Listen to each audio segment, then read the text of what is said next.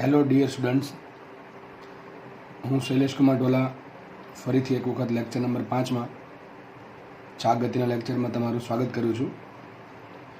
Last લેક્ચરમાં આપણે torque વિશે થોડીક માહિતી મેળવેલી, થોડાક એના પ્રેક્ટિકલ એક્ઝામ્પલ પણ જોયેલા, અને લાસ્ટમાં તમને એ પણ શીખવાડેલું કે જ્યારે એક કરતાં વધારે બળ લાગતા ત્યારે ટોર્ક કઈ રીતે શોધવું.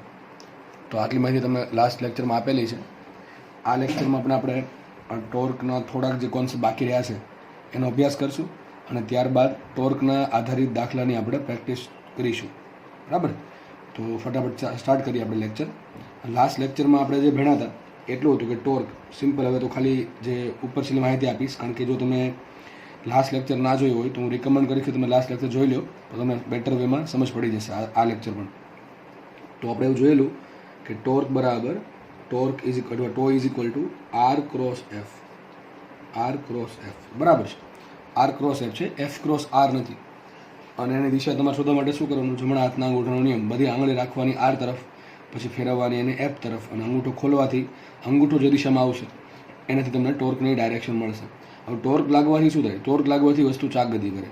તો રેખીય ગતિ માટે જે જવાબદાર વસ્તુ છે એ છે બળ, અને ચાક ગતિ માટે જે જવાબદાર વસ્તુ છે એ છે ટોર્ક. તો ટોર્ક છે એ ચાક ગતિ માટે જવાબદાર રાશિ કહી શકાય.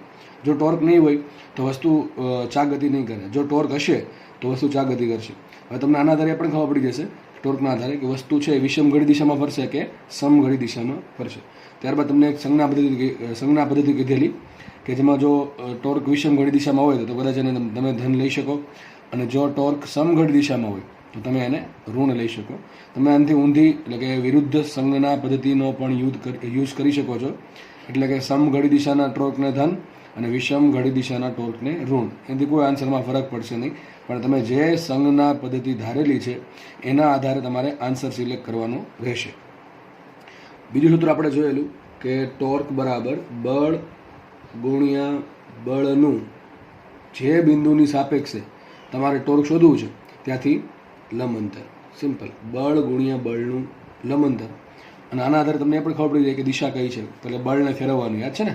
એમાં શું કરવાનું? બળની જે ડાયરેક્શન છે એ ડાયરેક્શનમાંથી બળને જે બિંદુ ટોર્ક શોધવાનું છે એની આસપાસ ફેરવવાનું. એના પછી તમને ખબર પડી જશે કે ટોર્ક છે એ સમઘડી છે કે વિષમ ઘડી છે. નેક્સ્ટ આપણે આગળ વાત કરીએ તો આને આમ પણ લખાય, torque is equal to R F sine theta. શું આવે? Torque is equal to R F sine theta. આટલું જોયેલું. અને ત્યારબાદ આપણે સંજ્ઞા પદ્ધતિની વાત કરેલી. તો આ લેક્ચરમાં આપણે એક નવો ટોપિક ભણશું જેનું નામ છે બળ યુગ્મ. સિમ્પલ. બળ યુગ્મ, અથવા સિમ્પલ આને કહેવાય કપલ. કપલ જે છે બળ યુગ્મ, બરાબર છે, એ બહુ આઈએમપી વસ્તુ છે, ઇમ્પોર્ટન્ટ વસ્તુ છે. ધોરણ 12માં પણ આ 2-3 ચેપ્ટરમાં આવશે, એટલે આને બહુ વ્યવસ્થિત રીતે સમજી લેવી જરૂરી છે. ચલો, કપલ કોને કહેવાય જુઓ. માનો કે એક સળિયો છે, ધ્યાનથી સમજજો. એક સળિયો છે, બરાબર છે. એનું માનો કે એનો આ ઇંચ પોઈન્ટ છે અથવા ફલક્રમ પોઈન્ટ છે, બરાબર. માનો કે સળિયા પર આ રીતે બળ લગાડું, એફ બળ લગાડું છું અહીંયા, અને એફ બળ લગાડું છું અહીંયા, અને આ પોઈન્ટથી છે સળિયો કેવો છે? હિંજ કરેલો છે. હિંજ તો બધાને ખબર જ હશે, લાસ્ટમાં કીધેલું છે, લાસ્ટ લેક્ચરમાં. ચલો, શું થશે? તમે ટોર્ક લાગશે કે નહીં લાગે? કાલે મેં તમને સમજાવેલું કે આમાં ટોર્ક લાગશે ડબલ. જો માનો કે અંતર છે એક્સ, કેટલું છે અંતર? એક્સ. આ કેટલું અંતર છે? એક્સ. ચલો, ટોર્ક કેટલું લાગશે? ફટાફટ આપણે ફાઇન કરીએ. ટોર્ક બરાબર કેટલું લાગશે? બોલો, સાથે વિચારો થોડુંક પહેલાં. શું કીધેલ છે? માનો કે મારે આ પોઈન્ટની આસપાસ ટોર્ક શોધવાનું છે, તો આને ફેરવો આની બાજુ, કઈ દિશામાં ફરશે? વિષમ ઘડીમાં. વિષમ ઘડીમાં ટોર્ક લાગશે. વિષમ ઘડીમાં કેટલું ટોર્ક લાગશે? એફએક્સ. કેટલું લાગશે? એફએક્સ. એ જ રીતે આના કારણે અહીંયા કેટલું ટોર્ક લાગશે? તો આને ફેરવો અહીંયા ક્યાં ફરશે? એ પણ વિષમ ઘડીમાં જ ફરે છે, તેનું ટોર્ક બને છે કેટલું? વિષમ ઘડી જેટલું એફએક્સ. તો ટૂંકમાં આના કારણે ટોર્ક ઉત્પન્ન થાય છે એફએક્સ, બરાબર ને? કઈ રીતે આવ્યું? આ સૂત્ર યુઝ કર્યું. ટોર્ક બરાબર બળ ગુણ્યા બળનું લંબ અંતર. તો અહીંયા બળ એફ છે, લંબ અંતર છે એક્સ, તો ટોર્ક આવ્યું એફએક્સ. એ જ રીતે અહીંયા બળ છે એફ અને એનું લંબ અંતર છે ક્યાંથી? અહીંથી. આ લંબ અંતર જ છે, એવું ખબર ન પડે લંબ અંતરની, તો દર વર્ષે કહું છું કે આ બળને થોડુંક લંબાવી દેવાનું આ રીતે. એટલે આ થઈ ગયું તેનું લંબ અંતર અહીંથી. આ પ્રમાણે આ લંબ અંતર થઈ ગયું એક્સ. તો આ બંનેના કારણે ટોર્ક એક જ દિશામાં છે, અને બંને ટોર્ક પણ સરખું છે. તો કુલ ટોર્ક કેટલો આવશે? ધારો કે આને કીધું આપણે ટાઉ 1, આને કીધું ટાઉ 2. તો બંને એક જ દિશામાં ટોર્ક છે, અને બંને વસ્તુ શું ટ્રાય કરે છે કે આ જે સળિયો જે છે અથવા જે પદાર્થ છે એ વિષમ ઘડી દિશામાં ફરે. કેટલા ટોર્કથી ફરશે? 2fx. કેટલા ટોર્કથી ફરશે? 2fx. હવે આ ટાઈપના કેસ સોલ્વ કરવા માટે એક ઇઝી રીત છે. ઇઝી રીત કે એમાં પહેલું જોવાનું, શું બે બળ સરખા છે? હા, બળ બંને સરખા છે. શું બંને બળો એક રેખસ્થ છે? ના, એક રેખસ્થ નથી. એક રેખસ્થ કોને કહેવાય?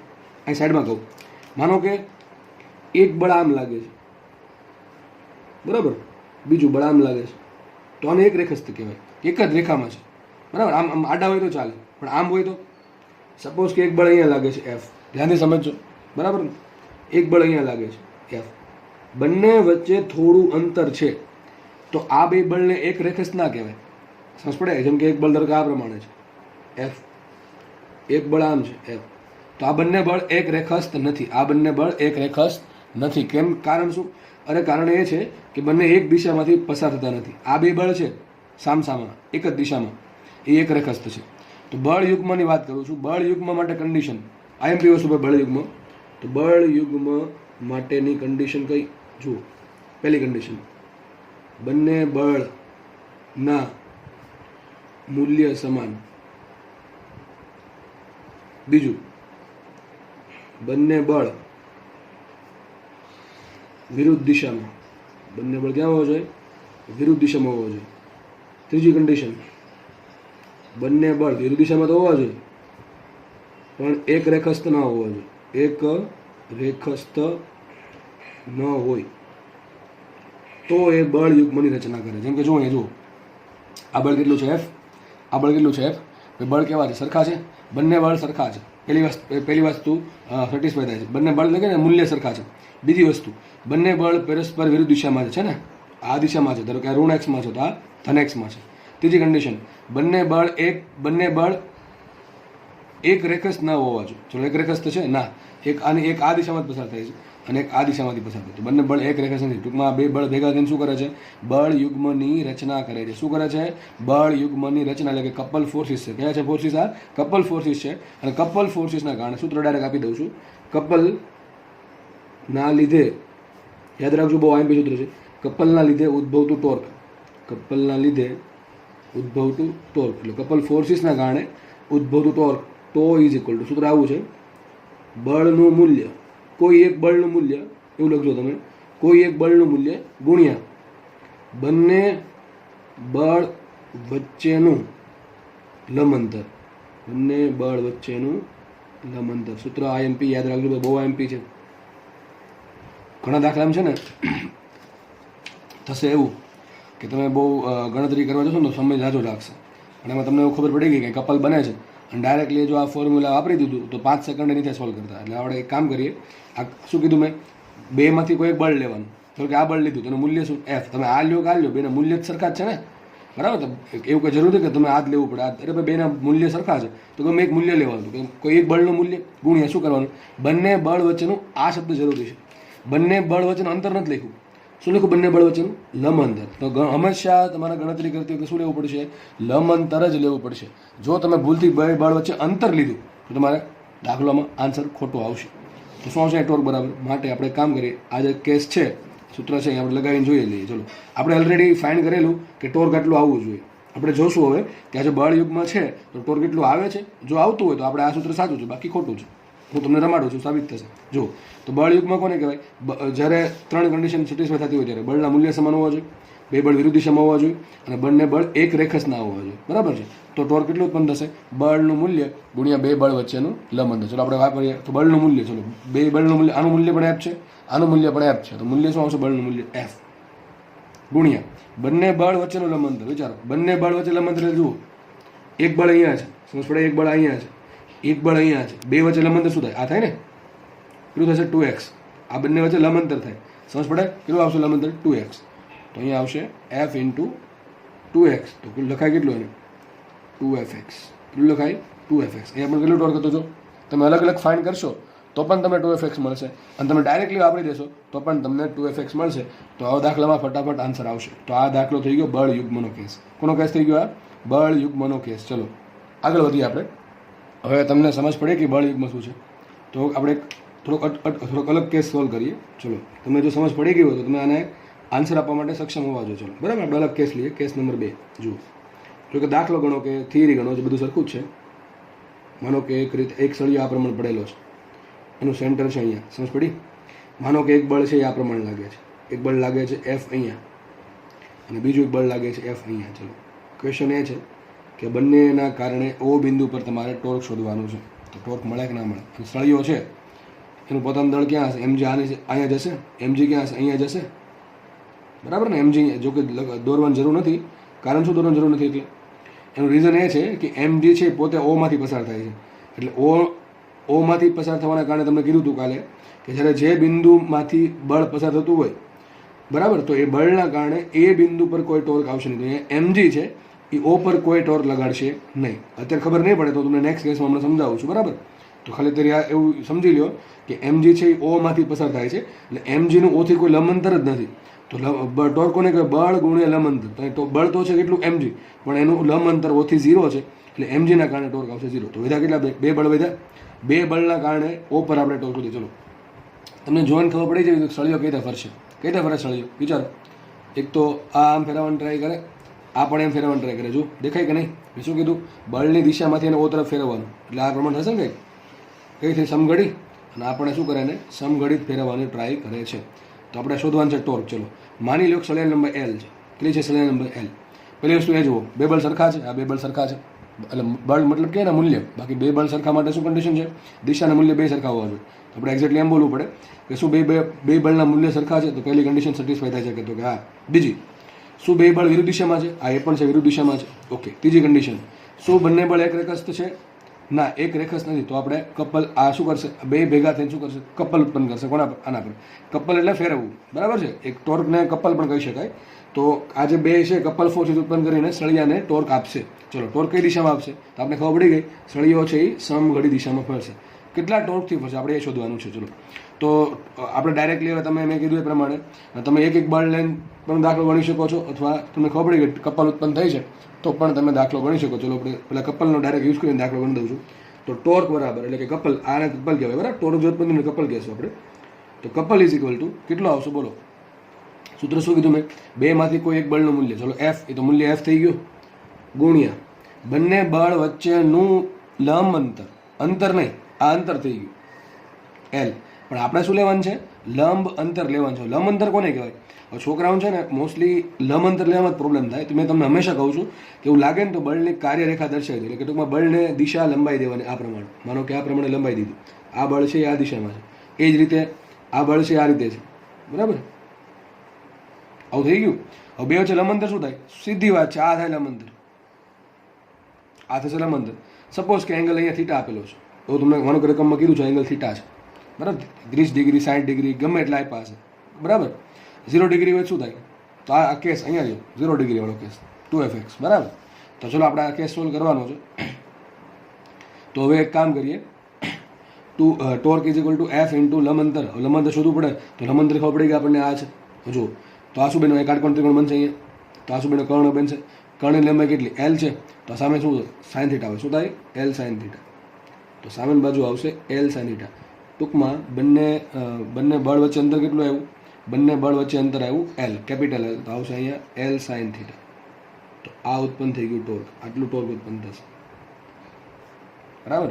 સોરી, અહીંયા ખૂણો 90 ડિગ્રી આવશે, 0 ડિગ્રી નહીં આવે અહીંયા, બરાબર? થીટા 90 ડિગ્રી છે. તમે સાઇન 90 મૂકો તો આવશે એફ ઇન્ટુ એલ. અને એલ શું છે? સળિયાની કુલ લંબાઈ. અહીં સળિયાની કુલ લંબાઈ કેટલી હતી? 2x. તો કેટલા આવશે? 2fx, બરાબર? એ રીતે. તો તમને ટોર્ક મળી ગયું કે ના મળી ગયું? બરાબર? ઘણા કેસ અમારે આમ ટોર્ક નથી મેળવવું, અમારે અલગ અલગ બળના આધારે મેળવવું. ચલો માનો કે એની બુદ્ધિ ન ચાલી કે કપલ ઉત્પન્ન થાય છે, અથવા તમને એવું કીધું એક બળ F1 છે ને એક બળ F2 છે, તો તમે શું કરશો? શું કહું છું? એક બળ F1 છે, એક બળ F2 છે, તો કપલ ઉત્પન્ન થાય? તો કપલ ઉત્પન્ન થાય નહીં. તો કપલ ઉત્પન્ન ન થાય તો દાખલો સોલ્વ કેમ કરો? તમારે અલગ અલગ બળ લેવું પડે, એક બળનું ઓથી લંબંતર લેવું પડે, પછી બે બળનો ટોર્ક જે ઉત્પન્ન થાય છે, જો એક દિશામાં હોય તો સરળો કરો, અને જો વિરુદ્ધ દિશામાં હોય તો એની બાદબાકી કરવી પડે. ચલો આપણે નેક્સ્ટ કેસ લઈને આપણે સમજીએ. તો બધાને આ તો ખબર પડી જ ગઈ છે ટોર્ક કપલના કારણે કઈ રીતે ઉત્પન્ન થાય છે, બરાબર? આપણે નેક્સ્ટ આગળ વધીએ. હવે નેક્સ્ટ ક્વેશ્ચન તમારી સામે છે. એક તમને આકૃતિ આપેલી છે, બરાબર? માનો કે જે સળિયો છે એની લંબાઈ એલ છે. કેટલી છે લંબાઈ? એલ. એલ લંબાઈનો સળિયો છે. એલ લંબાઈના સળિયા પર બે બળ લાગે છે, એક છે F1 ને એક છે F2. તમને ખૂણા પણ આપેલા છે, કયા ખૂણે લાગે છે. તો ક્વેશ્ચન એ છે કે બંને બળના કારણે ઓ પર કેટલું ટોર્ક લાગે એ શોધવાનું છે. શું ક્વેશ્ચન છે? બંને બળ F1 અને F2 ના કારણે ઓ પર કેટલું બળ લાગે એ શોધવાનું છે. તો તમે જો જાતે આવડતું હોય તો ટ્રાય કરી શકો છો, બાકી તમે આ જોઈ શકો છો. હું કઈ રીતે સોલ્વ કરું છું. જો બળ છે ત્રાસા છે. જો કેવા છે બળ, પહેલી વાત તો એક બળ બે સરખા નથી, એક રેખસ નથી અને વિરુદ્ધ દિશામાં પણ નથી. બરાબર, ડાયરેક્ટલી એમ કહીને કહી શકો આ ખૂણો 30 ડિગ્રી છે, આ ખૂણો 60 ડિગ્રી છે. ટૂંકમાં આ તો કપલ ફોર્સ બનાવશે જ નહીં. જો કાંઈથી જ ખબર પડી જવી જોઈએ એક F1 છે ને એક F2 છે, એટલે કપલ બનતી જ નથી. તો આપણે કપલથી દાખલો સોલ્વ કરી શકશું નહીં. તો શું કરવાનું? તો તમારે શું કરવું પડે? અલગ અલગ બળને લઈને ઓપર ટોર્ક શોધવાનું. બરાબર કે નહીં? તો આપણે એક કામ કરીએ, ચલો ફટાફટ દાખલો ગણીએ આપણે. તો જ્યારે આ રીતના દાખલા હોય ને કે જેમાં બળ છે અમુક ખૂણે આપેલું હોય અથવા બળ ત્રાસો આપેલું હોય તો શું કરવાનું? તમને ખબર હોવી જોઈએ શું કરવાનું? બળના ઘટક પાડવાના. શું કરવાનું? બળના ઘટક પાડવાના. ચલો આપણે પહેલાં આના ઘટક પાડીએ. તો આનો ઘટક શું આવશે?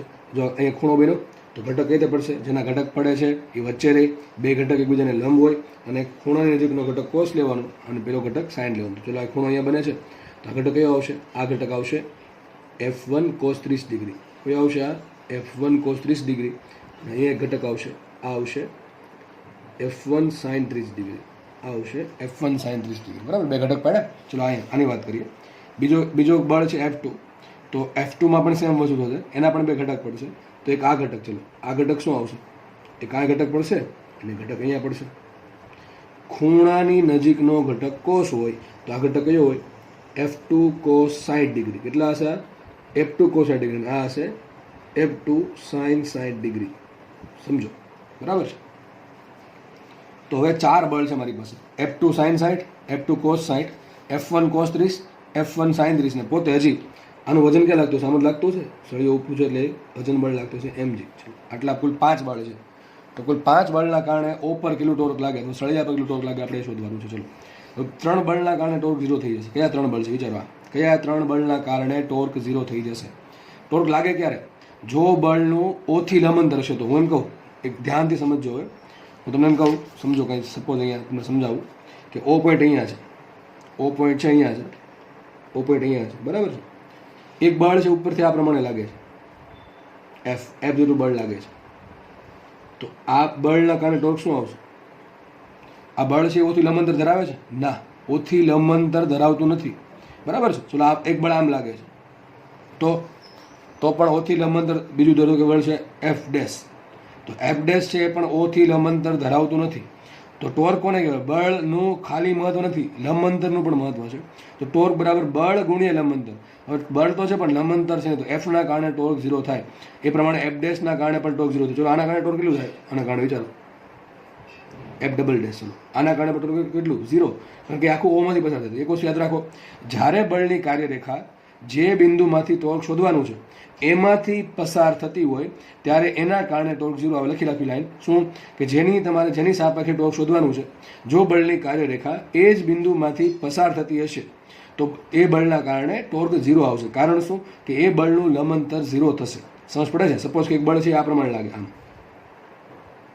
F triple dash. તો ચલો આના કારણે ટોર્ક કેટલો આવશે? 0 આવશે. તો જે બળની કાર્યરેખા O બિંદુમાંથી પસાર થતી હશે એના કારણે ટોર્ક 0 છે. માનો કે O બિંદુ અહીંયા છે અને બળ આમ છે, બળ આમ. ચલો તો ટોર્ક લાગશે, આ 100% લાગશે. કારણ કે બળ એ છે અને લંબંતર એ છે. સમજ પડે કે નહીં? તો લંબંતર હોવું જરૂરી છે. જો લંબંતર હશે તો જ ટોર્ક લાગશે, બાકી લંબંતર નહીં હોય તો ટોર્ક લાગશે 0. ચલો એ જે કોન્સેપ્ટમાં યુઝ કરીએ જુઓ. F1 sin 30 છે ને આગળ લંબાવ્યું. F1 sin 30 છે, આગળ લંબાવો તો ક્યાંથી પસાર થશે? O માંથી પસાર થશે. ટૂંકમાં F1 sin 30 નું O માંથી પસાર થવાના કારણે ટોર્ક 0 છે. કેમ? એનું લંબંતર 0 છે. પહેલી વાત ખબર પડી. પછી mg તો પોતે mg O માંથી ઉત્પન્ન થાય છે, કારણ કે સેન્ટર ઓફ માસ ક્યાં છે? O પર છે. તો mg ના કારણે પણ ટોર્ક 0. અને છેલ્લે આવ્યું F2 cos 60. F2 cos 60 ને પાછળ લંબાવો તો ક્યાંથી પસાર થયું? O માંથી પસાર થયું તો એના કારણે પણ 0. હા, જો એવું હોત કે O અહીંયા છે ને F2 cos 60 અહીં કંઈક હોત, અહીંયા હોત તો આટલું લંબંતર આવત, આટલું. બરાબર, પણ એવું થતું નથી. જ્યાં O છે એ જ દિશામાં F2 cos 60 છે, તો F1 sin 30 mg અને F2 cos 60 બધાના કારણે ઉત્પન્ન થતું ટોર્ક કેટલું છે? બધાના કારણે ઉત્પન્ન થતું ટોર્ક 0 છે. તો ખાલી આપણે બે જ બળ વધ્યા. કયા? એક વધ્યું F1 cos 30 અને એક વધ્યું F2 sin 60. ચલો, F1 cos 60 ના કારણે કેટલું ઉત્પન્ન થાય? સોરી, F1 cos 30 ના કારણે કેટલું ટોર્ક ઉત્પન્ન થાય? જો આટલી લંબાઈ કેટલી છે? આ લંબાઈ કુલ L છે, આ લંબાઈ કુલ L લંબાઈ છે, આ લંબાઈ કુલ L છે. તો આ લંબાઈ કેટલી હશે? L/2 હશે. તો લંબાઈ કેટલી આવી ગઈ? L/2. ચલો લંબાઈ આવી ગઈ L/2. ચલો આ લંબાઈ નીચેની લંબાઈ કેટલી આવશે? એ પણ L/2 જ આવશે. કેટલી લંબાઈ આવશે? L/2 જ આવશે. બરાબર છે? તો જુઓ, હવે F1 cos 30 છે અને O શું કરશું આપણે? O ની આસપાસ ફેરવશું. ચલો એની દિશા ક્યાં છે? આ બાજુ છે. તો આ બાજુથી આપણે ઓ તરફ ફેરવશું. તો જે ફેરવીએ તો ક્યાં ફેરવશે? આ સમઘડીમાં. ક્યાં ફેરવશે? સમઘડી દિશામાં. તો આના કારણે ટોર્ક આવશે કેટલું? ચલો ટોર્ક 1 કીધું. ટોર્ક 1 બરાબર શું થાય? F1 sin 30 નું ઓથી લંબાંતર. મેં શું કીધું? એવું લાગે તો બળને લંબાઈ દેવાનું આ રીતે. ઓથી લંબાંતર કેટલું? આટલું થાય. કેટલું થાય? L/2. તો શું ટોર્ક આવશે? F1 cos 30 ડિગ્રી આ બળનું મૂલ્ય ગુણ્યા લંબાંતર કેટલું આવશે? L/2. અથવા કિંમત મૂકીએ તો ટોર્ક 1 = F1 રાખો એમને. cos 30 ની કિંમત શું આવે? √3/2 અને ઇન્ટુ L/2 શું આવશે? I think F1 √3 F1 L/4 આટલું ટોર્ક આવશે. કેટલું? √3/2 ઇન્ટુ 2 થઈ ગયા 4. બરાબર. ટોર્ક 1 આવી ગયું. કઈ દિશામાં? સમઘડી દિશામાં. આપણને એક ટોર્ક મળી ગયું ઉપરના બળના કારણે. બરાબર. આગળ વધીએ. નીચે હજી એક બળ છે F2 cos sin. કેવું છે? F2 cos. ચલો આના કારણે ટોર્ક 0 થઈ ગયું. ચલો આના કારણે શોધીએ. તો આ શું કરશે? આને ફેરવવા કોની આસપાસ? O આસપાસ. આને પકડીને ઓની આસપાસ ફેરવવા માંડવાનું. કઈ દિશામાં ફરશે? સમઘડી દિશામાં. તો આ પણ ફરશે સમઘડી દિશામાં જ તે. તો કેટલું ટોર્ક આવશે? ટોર્ક 2 = બળ. બળનું મૂલ્ય કેટલું? F2 sin 60. બળનું મૂલ્ય ગુણ્યા બળનું ઓથી લંબાંતર. જેમ કે આને એમ લંબાઈ દેવાનું. તો લંબાંતર શું થશે? L/2. આ થશે લંબાંતર. બરાબર છે. તો ઇન્ટુ આવશે L/2. તો ટોર્ક 2 = ચલો sin 60 ની કિંમત શું આવશે? sin 60 ની કિંમત શું હોય? √3/2 જશે. કેટલી હશે? √3/2. તો આવશે F2 ઇન્ટુ √3/2 ઇન્ટુ L/4. એટલે શું આવશે? √3 F2 L/4. આપણે ક્યાં છે? સમઘડી દિશામાં જ છે. બરાબર છે. બંને સમઘડી દિશામાં જ છે. એટલા માટે કહી શકાય કે બંનેના કારણે કુલ ટોર્ક કેટલું લાગશે? બંનેનો સરવાળો. એક જો સમઘડીમાં હોય, એક વિષમઘડીમાં, તો બેની બાદબાકી કરવી પડે. બે વિષમઘડીમાં હોય તો સરવાળો કરો, બે સમઘડીમાં હોય તો સરવાળો કરો. કારણ કે આ શું ટ્રાય કરે છે કે ભાઈ આ સળીઓ છે એ સમઘડીમાં ફરે. આ શું ટ્રાય કરે? આ પણ એમ ટ્રાય કરે કે સળીઓ સમઘડીમાં ફરે. તો બંનેના કારણે કુલ કેટલો ભરશે? બંનેનો સરવાળો થયો. એટલે ખાય કુલ ટોર્ક = શું આવશે? √3 F1 L/4 પહેલું ટોર્ક સમઘડીમાં પ્લસ બીજું કેટલું છે? પહેલું આટલું હતું, બીજું આટલું છે. √3 F2 L/4. તો કુલ કેટલું આવશે? એમાંથી √3 L/4 કોમન આવશે. વધશે શું? અહીંયા F1 + F2. આટલું ટોર્ક ઉત્પન્ન થશે. બરાબર છે. અને જો આ બે બળના મૂલ્ય સરખા હોત, અહીંયા પણ F હોત ને અહીંયા પણ F હોત, વિચારો શું હોત? અહીંયા F હોત, અહીંયા F હોત, તો આ ઘટક શું પડે? F cos 30. આ ઘટક શું પડે? F sin 30, F sin 60. હવે F sin 60 ને શું કહેવાય? sin 60 ને શું કહેવાય? cos 30 કહેવાય કે ના કહેવાય? શું કહેવાય? cos 30 કહેવાય ને. સમજ પડે કે નહીં? sin 60 ની કિંમત કેટલી હોય? √3/2. cos 30 ની કિંમત કેટલી હોય? √3/2. અહીંયા શું આવત? F sin 60. F sin 60 ને શું કહી શકીએ આપણે? F cos 30. તો ઉપર પણ F cos 30 હોત, નીચે પણ F cos 30 હોત. બંને બળ વિરુદ્ધ દિશામાં છે, બંને બળના મૂલ્ય સરખા છે અને બંને એક રેખા સાથે એટલે તો શું ઉત્પન્ન થાય? તો કપલ ઉત્પન્ન થાય. તો ટોર્ક કેટલો આવે? ચાલો F cos 30 અહીંયા છે, F cos 30 અહીંયા છે અને લંબાઈ છે L. બે વચ્ચે, બંને વચ્ચે કેટલું અંતર છે? બળ વચ્ચે. પછી ઓ ભૂલી જવાનું. શું જોવાનું? ખાલી બળ વચ્ચે અંતર જોવાનું. બળ વચ્ચે અંતર કેટલું છે? L. તો કેટલું આવત? F cos 30 × L. શું આવત? F cos 30 × L એવું આવત. બરાબર. આપણે આગળ વધીએ હવે અને કદાચ મૂકી જુઓ, તમે ટ્રાય કરી જુઓ. F cos 30 × L મૂકો તો શું આવશે? અહીંયા આન્સર આવે ટોર્ક = F cos 30 એક બળનું મૂલ્ય ગુણ્યા લંબાંતર L. તો F × cos 30 શું હોય? √3/2 × L. તો શું આન્સર આવત? √3 FL/2. શું આવત? √3 FL/2. જો એક કામ કરો, હવે મૂકી જુઓ તમે. F1 = F2 મૂકી જુઓ. F1 = F2 = F મૂકો. ટૂંકમાં F1 બરાબર પણ F મૂકો અને F2 બરાબર પણ F મૂકો. શું આવત? F + F 2F. 2F ઉપર છે, નીચે 4, નીચે શું વધે? 2 વધે. શું વધે? √3L × F/2 આવી ગયું. જો પણ ક્યારે કરી શકો તમે? જો બે બળના મૂલ્ય સરખા હોય તો. એ નથી એટલા માટે આપણે આ રીતે કરવું પડ્યું. તમને ખબર પડી? ટોર્કના દાખલા કઈ રીતે સોલ્વ થાય છે. બરાબર છે. આના પછી આપણે એક નેક્સ્ટ કોન્સેપ્ટ ભણીશું. બરાબર છે. ચલો જોઈએ. માનો કે એક સળીઓ છે, એક સળીઓ છે, ધ્યાનથી સમજો. ધારો કે એને આ પોઈન્ટે ફિક્સ કરી દીધો. ફિક્સ નથી કર્યો, હિંજ કર્યો. શું કર્યો? હિંજ. ફિક્સ કરવું અને હિંજ કરવામાં ફરક છે. એટલો ફરક એ છે કે હિંજ કરશો તો એ આ પ્રમાણે ગતિ કરી શકશે. આ પ્રમાણે ફિક્સ કરશો એટલે ફિક્સ થઈ ગયું, હલશે જ નહીં. આપણે શું કરીએ છીએ? હિંજ કરેલો છે. ટૂંકમાં સળીઓ જે છે એ આ પ્રમાણે ગતિ કરી શકે છે. માનો કે અહીં એક બળ લગાડું છું આ પ્રમાણે F. કેટલું બળ લગાડું છું? F. કયા ખૂણે? થીટા ખૂણે. કયા ખૂણે લગાડું છું? થીટા ખૂણે. ચલો હવે આના કારણે ટોર્ક કેટલું ઉત્પન્ન થાય જોવાનું છે. અને ધારો કે આ જે લંબાઈ છે, લંબાઈ છે L. કેટલી છે લંબાઈ? L, X અથવા R ગમે છે તમે લઈ શકો છો. હવે ક્વેશ્ચન એ છે કે ટોર્ક કેટલું ઉત્પન્ન થાય. તમને આવડી જવું જોઈએ કેટલું ટોર્ક ઉત્પન્ન થશે. ચલો આવડે છે કે નહીં? ચલો શું કરશું આપણે? બળના બે ઘટક પાડશું. એક ઘટક પડશે અહીંયા, એક ઘટક પડશે અહીંયા. ચલો આ ઘટક કયો આવશે? F cos θ. કેટલો ઘટક આવે? એક F cos θ અને એક ઘટક આવશે F sin θ. કયો ઘટક આવશે? F sin θ. ધ્યાનથી સમજો. તો એક ઘટક છે એફ કોસ થીટા, એક ઘટક છે એફ સાઇન થીટા. ચલો એફ કોસ થીટાના કારણે કેટલું ટોર્ક ઉત્પન્ન થાય તો શું કરવાનું, એનું પહેલાં અહીંથી લંબાંતર લેવાનું. ચલો જોઈએ આપણે લંબાવીએ, પાછળ લંબાવો. સાબિત શું થયું, એફ કોસ થીટાની જે કાર્યરેખા છે એ ઓ બિંદુમાંથી પસાર થાય છે. ટૂંકમાં એમ કહી શકાય કે એફ કોસ થીટા છે એનું કોઈ લંબ અંતર છે નહીં, ક્યાંથી ઓથી. ઘણા આમ માને કે આ લંબ અંતર છે ને ભાઈ, એ ક્યારે થાય, આ પોઈન્ટ હોત તો થાય. તમારે આની આસપાસ ટોર્ક શોધવું હોય તો થાય. આપણે આની આસપાસ શોધવાનું છે ને ટોર્ક, જેને આસપાસ હિંજ કરેલો છે એની સાપેક્ષ તમારે ટોર્ક શોધવાનું. તો આપણે જેની સાપેક્ષ શોધવાનું છે તે લંબાઈ દેવાનું બળ. જો લંબ અંતર આવે તો ટોર્ક હશે, જો લંબ અંતર નહીં આવે તો ટોર્ક નહીં હોય. અથવા એમ કહી શકો જો બળ છે એ ઓ બિંદુમાંથી પસાર થતું હોય, આપણા માટે ઓ બિંદુ આ છે, જો બળ છે એ બળની દિશા અથવા બળની કાર્યરેખા ઓ બિંદુમાંથી પસાર થાય તો ટોર્ક હશે 0. તો એફ કોસ થીટાના કારણે ટોર્ક 0 છે. તો એફ કોસ થીટા છે એ કોઈ ટોર્ક ઉત્પન્ન કરતું નથી, એમ કહી શકાય કે ના કહી શકાય. ચલો આગળ વધી, એફ સાઇન થીટા. ચલો એફ સાઇન થીટાને લંબાવો આગળ, આમ થશે લંબાવશો એટલે દિશા આ પ્રમાણે છે, લંબાવશો આ થશે. ચલો લંબાંતર કેટલું આવશે, જો આટલું ને, આ લંબાંતર થઈ ગયું. આ એફ સાઇન થીટા સપોઝ આમ છે, પોઈન્ટ પેલો આ છે, તો એફ સાઇન થીટા જે છે કેટલું દૂર છે, આટલું દૂર છે. કેટલું લંબાંતરમાં કેટલું દૂર છે, એલ. તો શું આવશે એના કારણે ટોર્ક, તો લખાય એફ સાઇન થીટાના કારણે torque is equal to F sine theta into L. શું છે, F sine theta into L.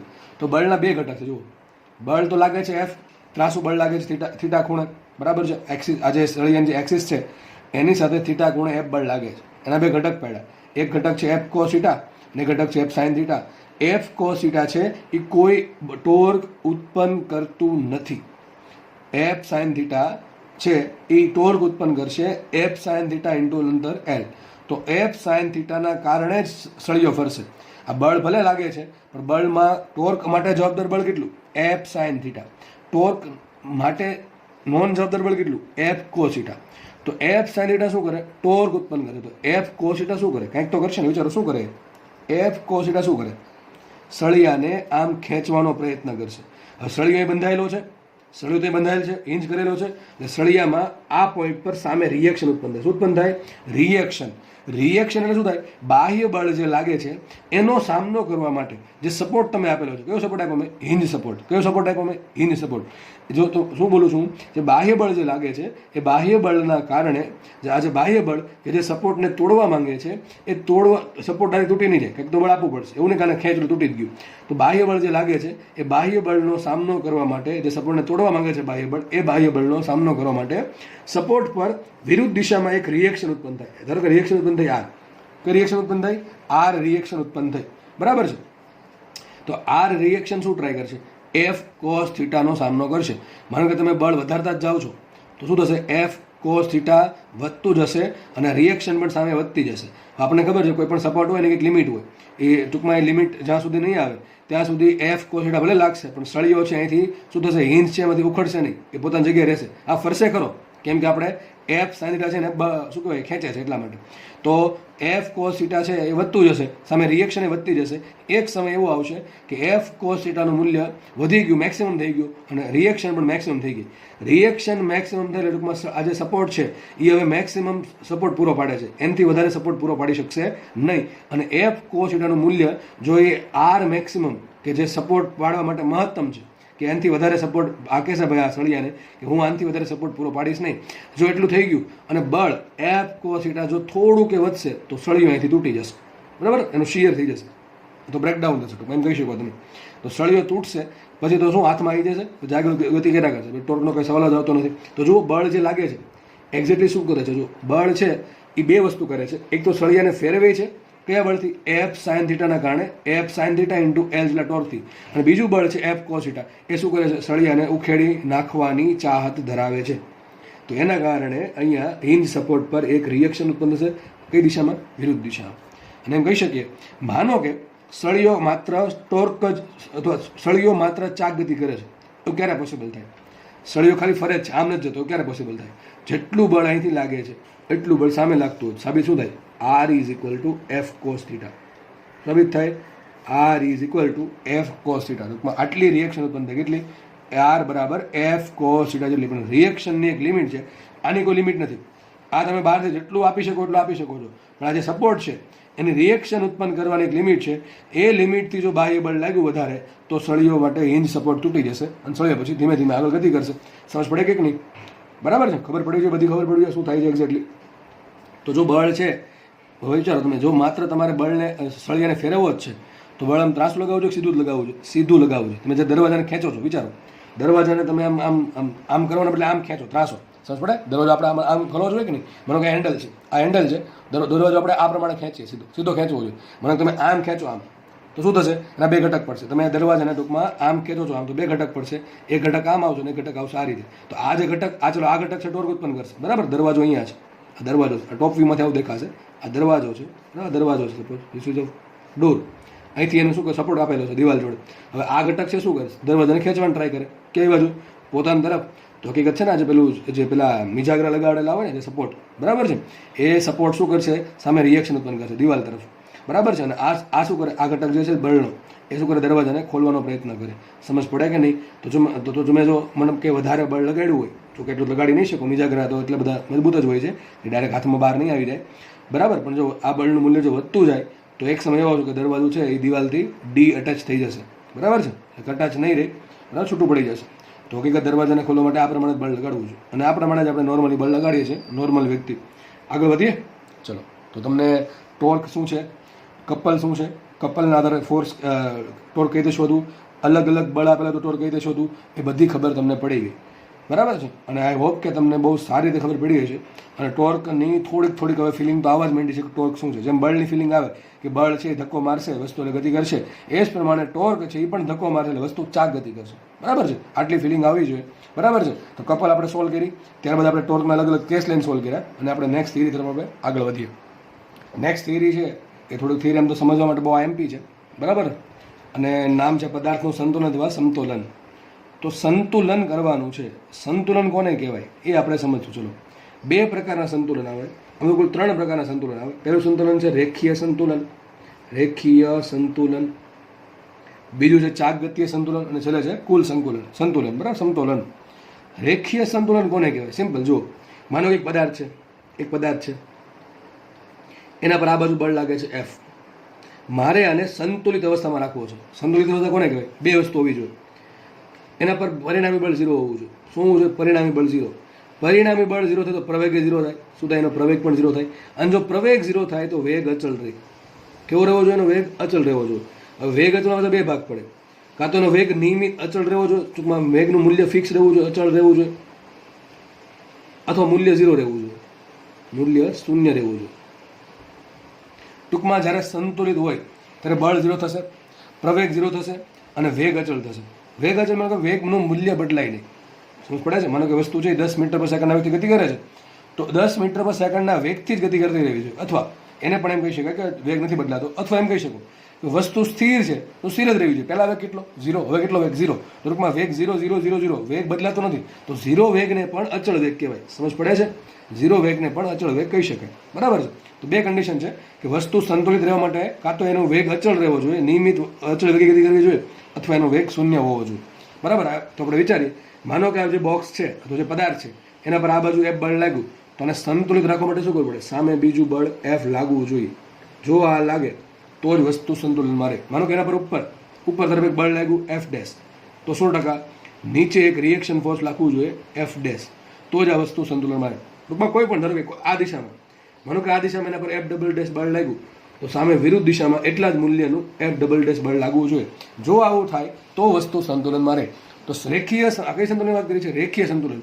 જો રેખીય સંતુલન આવશે ત્યાં બળ આવશે, ચાક ગતીય સંતુલન આવશે ને ટોર્ક આવશે. સમજ પડે છે? તો રેખીય સંતુલનની કન્ડિશન શું કઈ? પદાર્થ પર લાગતું પરિણામી બાહ્ય બળ સદિશ F ઇઝ ઇક્વલ ટુ 0. માનો કે એક પદાર્થ પર 3Dમાં બળ લાગે છે. બરાબર છે? તો 3Dમાં જે બળ લાગે છે એનું પરિણામી 0 થવું જોઈએ. મતલબ શું થયો? જેટલા બી બળ લાગે છે, ટૂંકમાં એક્ઝેક્ટલી આમ કહી શકાય, summation F is equal to 0. માનો કે એક કરતાં વધારે બળ લાગે છે, 4-5 બળ લાગે છે, તો બધા બળનું પરિણામી સદિશ F1 પ્લસ સદિશ F2 પ્લસ સદિશ F3 પ્લસ સદિશ F4 પ્લસ સદિશ F5 ડોટ ડોટ ડોટ, ધારો કે n બળ લાગે તો પ્લસ ડોટ ડોટ સદિશ Fn, બધા એનું ભેગું થઈને 0 થાય. મતલબ એમ કહી શકાય, એક બળ આમ ખેંચે, બીજું વિરુદ્ધ ખેંચતું હશે, ત્રીજું આમ ખેંચે, ચોથું વિરુદ્ધ ખેંચતું હશે. એ રીતે કંઈક ભેગા થઈને શું થાય છે? એનું પરિણામી 0 થતું હોય તો વસ્તુ રેખીય સંતુલનમાં રહે. પહેલી વસ્તુ પાકી છે, કોઈ દિવસ એકલું બળથી સંતુલનમાં રહી નહીં, એકલું બળ લાગે નહીં, બીજું બળ સામે લાગતું જશે, રિએક્શન ફોર્સ તો ઉત્પન્ન થઈ જ જાય, બરાબર છે. તો સદિશ summation F is equal to 0. આનું જે પરિણામી બાહ્ય બળ 0 થાય તો વસ્તુ રેખીય સંતુલનમાં રહે. 3 ઘટક પડે તો આમે લખી શકાય કે બધા બળોના એક્સ ઘટક 0 થવા જોઈએ, બધા બળોના વાય ઘટક 0 થવા જોઈએ, સરવાળો કે નો, અને બધા બળોના ઝેડ ઘટકનો સરવાળો 0 થવો જોઈએ. તો કન્ડિશન આ લ્યો કે આ લ્યો એ સરખી જ છે. તો રેખીય સંતુલન હોવા માટે 3 કન્ડિશન થઈ ગઈ. જેટલા બી બળ લાગે છે 5, તો 5 બળના એક્સ ઘટકનો તમારે શું કરવાનો? સરવાળો કરવાનો. કયો? બેઝિક સરવાળો. ધન એક્સમાં આવીને ધન લ્યો, ઋણ એક્સમાં આવીને ઋણ લ્યો, અને બધા બળ 5નું જો 0 થાય તો એ એક્સ દિશામાં સંતુલનમાં છે. એ જ પ્રમાણે જેટલા બી બળો લાગે છે એનો વાય ઘટક લ્યો, અને વાય ઘટકનો બેઝિક સરવાળો કરો, અને જો સરવાળો 0 આવે તો એ વાય દિશામાં સંતુલનમાં છે. અને ઝેડ ઘટકનો સરવાળો કરવાનો બળનો, અને જો એ 0 આવે તો વસ્તુ ઝેડ દિશામાં પણ સંતુલનમાં છે. અને જો ત્રણેય 0 આવે તો વસ્તુ ટોટલ એટલે કે શું થાય? બધી દિશામાં સંતુલનમાં છે. માનો એવું થયું કે એક્સ દિશામાં સરવાળો 0 થયો, વાય દિશામાં સરવાળો 0 થયો કોનો? બળનો, પણ ઝેડ દિશામાં સરવાળો 0 ન થયો. મતલબ શું થયું? વસ્તુ પર વાય દિશામાં કોઈ બળ નથી લાગ્યું તો વસ્તુ વાય દિશામાં ગતિ નહીં કરે. ઝેડ એક્સ દિશામાં નથી લાગ્યું તો એક્સ દિશામાં ગતિ નહીં કરે, પરંતુ ઝેડ દિશામાં બળ લાગે છે એટલે વસ્તુનો વેગ અથવા પ્રવેગ ઝેડ દિશામાં હશે. સમજ પડે છે? તો વસ્તુ સંતુલનમાં કહેવાય નહીં, તો વસ્તુ ગતિ કરતી કહેવાય. સમજ પડે છે? અને ગતિ કેવી કરશે? પ્રવેગી ગતિ કરશે. કેવી ગતિ કરશે? પ્રવેગી ગતિ કરશે. તો રેખીય સંતુલન તમને સમજ પડી જવી જોઈએ કે 3 કન્ડિશન છે.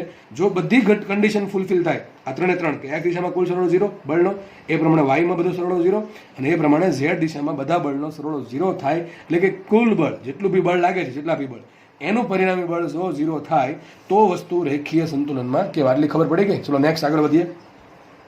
બીજું લઈએ ચાક ગતીય સંતુલન. ચાક ગતીય સંતુલન, આને ઇંગ્લિશમાં કહેવાય લિનિયર ઇક્વિલિબ્રિયમ. શું કહેવાય? ઇક્વિલિબ્રિયમ એટલે સંતુલિત રહેવું. આને કહેવાય રોટેશનલ ઇક્વિલિબ્રિયમ. મતલબ કે વસ્તુ છે એ કોઈ દિશામાં ગતિ નથી કરતી બળના કારણે. રેખીય સંતુલન મતલબ એમ થાય. અથવા ગતિ કરે છે તો અચળ વેગથી કરે છે. એ જ રીતે અહીંયા ચાક ગતીય સંતુલન. જો ચાક ગતિમાં જવાબદાર કોણ છે ગતિ કરવા માટે? ટોર્ક છે. રેખી ગતિમાં કોણ છે? બળ છે. તો આ સમજાઈ ગયું તો આ સમજાઈ જશે. માનો કંઈક વસ્તુ છે, સપોઝ કે આ પ્રમાણે કોઈ વસ્તુ છે, એના પર 4-5 ટોર્ક લાગે છે. ટોર્ક 1 કંઈક સપોઝ કે આમ ફેરવવાનું ટ્રાય કરે, ટોર્ક 2 છે કે આમ ફેરવવાનું ટ્રાય કરે, ટોર્ક 3 છે કે આમ ફેરવવાનું ટ્રાય કરે છે, બરાબર? તો આવા 4-5 ટોર્ક લાગે છે અલગ અલગ દિશામાં. અને તમને ખબર છે ટોર્ક કેવી રાશિ છે? સદિશ રાશિ છે. તમને સમજાયેલું છે ટોર્કના 3 ઘટક નોર્મલી લઈએ આપણે, ટાઉ એક્સ, ટાઉ વાય અને ટાઉ ઝેડ. તો માનો કે આના પર જેટલા બી ટોર્ક લાગે છે એ બધા ટોર્કનું પરિણામી ટોર્ક, માનો કે એક છે એ સમઘડી દિશામાં ફેરવવાનું ટ્રાય કરે તો સામે બીજું એટલા જ ટોર્કથી વિષમઘડી દિશામાં ફેરવવાનું ટ્રાય કરે. જેમ કે આ પેન છે, એને હું આમ ટ્વિસ્ટ કરવાનું ટ્રાય કરું, એ બરાબર છે? બરાબર છે. બે દિશામાં સરખી દિશામાં ટ્વિસ્ટ કરવાનું ટ્રાય કરું તો શું થશે? ટ્વિસ્ટ થશે જ નહીં. કેમ કે ટ્વિસ્ટ થવા માટે વિરુદ્ધ દિશામાં આ પ્રમાણે ખબર પડે ને ટ્વિસ્ટિંગ કોને કહેવાય. આ ટ્વિસ્ટિંગ તમે ભણાવેલ છો ક્યાં? ઘન પદાર્થના યાંત્રિક ગુણધર્મમાં ટ્વિસ્ટિંગ ભણાવેલ છે. એ ટ્વિસ્ટિંગ ટોર્ક ઉત્પન્ન થાય. જો આ ઉત્પન્ન થયું, બરાબર છે? જે શું કરે? આખી પેનને આમ આમ આમ આ પ્રમાણે વિરુદ્ધ દિશામાં ફેરવવાનું ટ્રાય કરે, સામસામા બળ. તો માનો કે પેન છે એને હું આ પ્રમાણે બળ લગાડું, આ પ્રમાણે, તો જો ગતિ કરે છે પણ ટોર્ક લાગતું નથી. તો આ પ્રકારનું ટૂંકમાં જેટલા બી બળ લાગે છે એના કારણે જે ટોર્ક ઉત્પન્ન થાય છે, કારણ કે torque 1, torque 2, torque 3, torque n, એ જેટલા બી ટોર્ક ઉત્પન્ન થયા એ બધા ટોર્કનો તમારે શું કરવાનો? સદિશ સરવાળો કરવાનો. અને જો એ સદિશ સરવાળાનો પરિણામી ટોર્ક 0 આવે તો એમ કહી શકાય કે વસ્તુ ચાક ગતિય સંતુલનમાં છે. તો કન્ડિશન શું છે? પરિણામી કુલ ટોર્ક અથવા પરિણામી ટોર્ક, બાહ્ય ટોર્ક તો બાહ્ય જશે, પરિણામી ટોર્ક તાવ સદિશ તાવ is equal to 0. Main condition આ છે. અથવા એમ કહી શકો કે જેટલા બી ટોર્ક લાગે છે, જો મને એક કરતાં વધારે ટોર્ક લાગતા હોય, બરાબર છે? જો કે એક કરતાં વધારે લાગતો તો ચાક ગતિય સંતુલનમાં હોય, પણ એક ટોર્ક લાગશે જ નહીં, બરાબર? એક કરતાં વધારે ટોર્ક જ લાગશે, કારણ કે બીજું જ્યાંથી રેન્જ કરેલ છે ત્યાં રિએક્શન ઉત્પન્ન થશે ટોર્કની.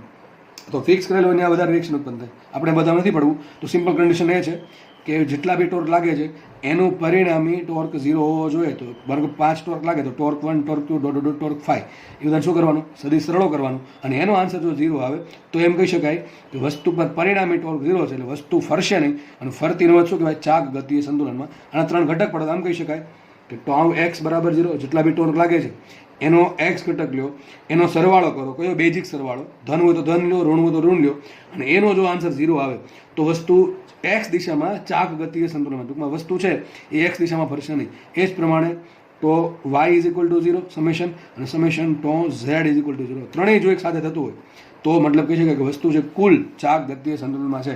માનો કે ટાઉ ઝેડ 0 ન આવ્યો કે વેલ્યુ આવી, કે 10 વેલ્યુ આવી, મતલબ એમ થાય કે વસ્તુ છે એ ઝેડ દિશાને અનુલક્ષીને 10 ન્યૂટન પર મીટરના ટોર્કથી ગતિ કરે છે. પણ વાયમાન એક્સમાં જો ટોર્ક 0 આવે મતલબ એમ થાય કે એનો ચાક ગતિય સંતુલન એક્સ દિશામાં અને વાય દિશામાં છે પણ ઝેડ દિશામાં નથી. ત્રણેય 0 આવે મતલબ શું થશે? વસ્તુ ફરશે નહીં, કારણ કે એના પર પરિણામી ટોર્ક 0 છે. અને ત્રીજું સંતુલન લઈએ કુલ સંતુલન. ઘણી વખત એવું બનતું હોય છે કે વસ્તુ જો ટોર્ક આગળ માટે બળ લાગવા જ પડે, બળ લાગતા હોય તો વસ્તુ કદાચ એવું બને કે બળ છે એક જ દિશામાં લાગતા હોય તો શું થશે? વસ્તુ ગતિ કરી શકે, તો આવશે કુલ સંતુલન. કુલ સંતુલન ક્યારે સ્થપાય? બોલો, કુલ સંતુલન ક્યારે સ્થપાય? કુલ એટલે કઈ વાત છે? રેખીય સંતુલન પણ હોવું જોઈએ, પ્લસ ચાક ગતિય સંતુલન પણ હોવું જોઈએ. ચાક ગતિય સંતુલન, બંને સંતુલન હોય. ટૂંકમાં વસ્તુ ગતિ પણ ના કરતી હોય, રેખીય ગતિ પણ ના કરતી હોય, એનો પ્રવેગ 0 હોય અથવા એનો વેગ અચળ હોય એવું હોય, પ્લસ જોડે જોડે વસ્તુ ચાક ગતિ પણ ના કરતી હોય. આવું ક્યારે થાય? તો રેખીય સંતુલનની કન્ડિશન શું? Summation F = 0. જેટલા બી બળ લાગે છે એ બધા બળના ઉપર સદિશ આવશે. સદિશ જો કે કરેલા છે અહીંયા સદિશ લખવાની જરૂર નથી. કેમ? Fx એટલે ખબર પડી ગઈ આપણને, બધા x ઘટક જ લેવાના છે, y એટલે y, એટલા માટે અહીંયા સદિશ આવશે. જેટલા બી બળ લાગે છે એ બધા બળોનો સદિશ સરવાળો શું થાય? 0 થાય. તો વસ્તુ રેખીય સંતુલનમાં, પ્લસ જોડે જોડે શું હોવું જોઈએ? કે જેટલું બી ટોર્ક લાગે છે એ બધા ટોર્કનો સદિશ સરવાળો 0 થાય. આ બે કન્ડિશન એક સાથે ફૂલફિલ થતી હોય તો કુલ સંતુલન થાય. જો બેમાંથી માનો કે આ કન્ડિશન ફૂલફિલ નથી થતી તો શું થશે? રેખીય સંતુલન હશે. રેખીય સંતુલન નહીં હોય. માનો કે આ થાય છે તો ચાક ગતિ સંતુલન હશે તો રેખીય સંતુલન નહીં હોય. ટૂંકમાં વસ્તુ ચાક ગતિ તો નહીં કરે પણ રેખીય ગતિ કરશે. તો આમે લખી શકો કે ભાઈ summation Fx = 0, Fx = Fy = Fz, બધું 0 થઈ જાય. ટૂંકમાં બધું કેટલું થઈ જાય? 0. એન્ડ, જો એન્ડ લીખવું છે, ઓર નથી લીખવું. એન્ડ એટલે 100% હોવી જોઈએ જોડે જોડે. કઈ? Summation τx = summation τy = summation τz = 0. ટૂંકમાં જેટલા બી ટોર્ક છે એ બધા ટોર્કનો એક્સ, વાય અને ઝેડ ઘટકનો સરવાળો શું થાય? 0 થાય. ટૂંકમાં બધાને એક્સ ઘટકનો સરવાળો, વાય ઘટકનો સરવાળો અને ઝેડ ઘટકનો સરવાળો ઇન્ડિવિજ્યુઅલી 0 થવો જોઈએ. એ જ પ્રમાણે બધા બળના બધા ઘટકોનો એક્સ દિશામાં, વાય દિશામાં અને ઝેડ દિશામાં સરવાળો 0 થવો જોઈએ. જો આટલી 6 કન્ડિશન અપ્લાય થાય, બરાબર, આમ તો 2 જ કન્ડિશન કહેવાય અને 3 ભાગ પડ્યા છે, બરાબર, 2 ભાગ પડ્યા છે, એક આ બળનો અને એક આ ટોર્કનો, 3 ભાગ, બરાબર. તો કુલ 6 કન્ડિશન ફૂલફિલ થાય તો જ વસ્તુ કુલ સંતુલનમાં રહે. આટલી સમજ પડી ગઈ? તો કુલ સંતુલન માટે કન્ડિશન કઈ છે? રેખીય સંતુલન પણ હોવું જોઈએ અને ચાક ગતિ સંતુલન પણ હોવું જોઈએ. તમને કેસ આપું, ચલો તમે જાતે વિચારીને કહેજો કે એમાં કયું સંતુલન થાય છે.